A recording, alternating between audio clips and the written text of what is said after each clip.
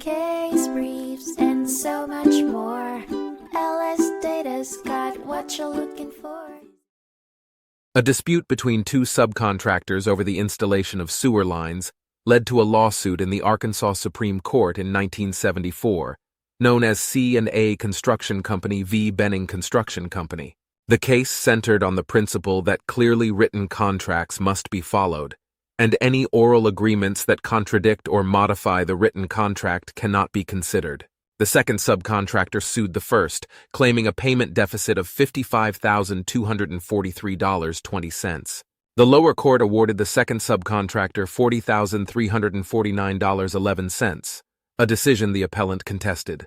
The disagreement stemmed from an additional $18,600 payment for the salary and living expenses of the second subcontractor's president, while he personally supervised the construction. The first subcontractor argued that the additional payment was not permitted under their contract, which stated that the second subcontractor would receive a specific sum of $20,000 for supervision. The Supreme Court ruled that the contract's meaning was clear and unambiguous, and thus upheld the original judgment. However, the judgment was modified, excluding the extra salary and affirming it with adjustments. The court determined that the second subcontractor was owed expenses but not a salary, based on the clear contract language and without parole evidence. Two judges dissented from the decision.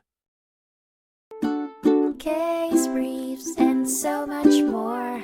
LSData's got what you're looking for. Visit lsd.law, elevate your mind. Leave the stress of class.